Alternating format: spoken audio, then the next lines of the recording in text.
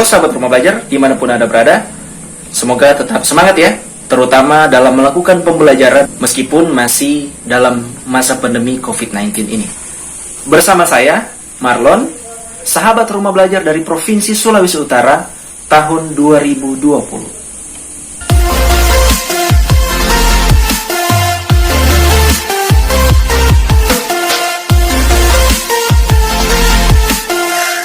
Guru dan siswa harus beradaptasi di era baru ini. Karena itu, Kementerian Pendidikan dan Kebudayaan telah menyediakan produk-produk yang luar biasa untuk menopang aktivitas pembelajaran baik guru maupun siswa di tengah-tengah pandemi COVID-19 ini.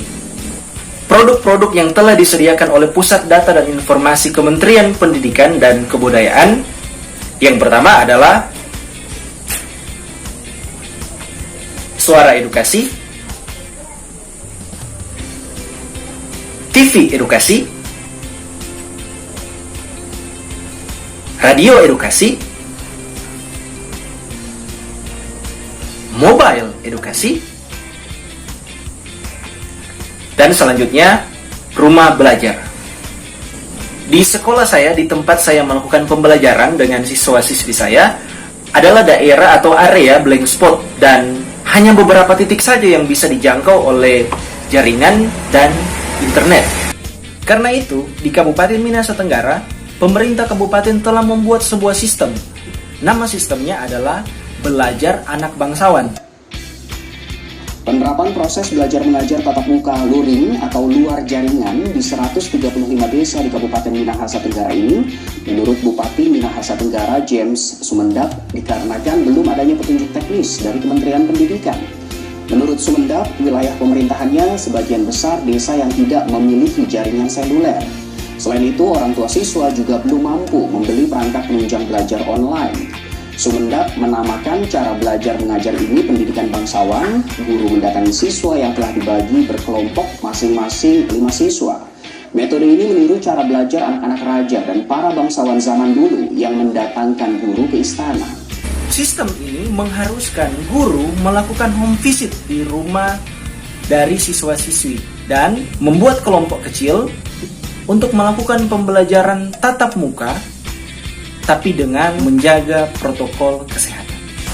Dan dalam video ini, saya mencoba untuk memanfaatkan salah satu produk Pusdatin Kementerian Pendidikan dan Kebudayaan. Produknya adalah Rumah Belajar. Di dalam portal Rumah Belajar, ada beberapa fitur dengan keunggulannya masing-masing. Dan dalam pembelajaran bahasa Inggris saya akan memilih fitur sumber belajar. Fitur sumber belajar dalam portal Rumah Belajar, kontennya bisa digunakan secara online maupun offline, tapi harus diunduh terlebih dahulu.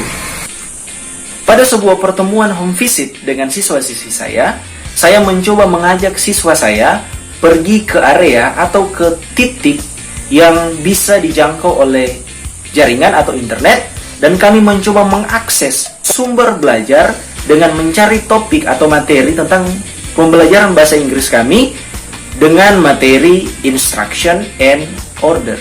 Dan hal yang sama juga saya instruksikan kepada salah satu orang siswa yang tidak termasuk dalam kelompok kecil karena sedang dalam proses pemulihan setelah mengalami kecelakaan lalu lintas dan kebetulan berada di titik atau di area yang bisa dijangkau oleh internet, dan saya menginstruksikan untuk membuka portal Rumah Belajar di dalam fitur sumber belajar dan mencari topik instruction and order dan mempelajari konten digital yang ada di dalamnya.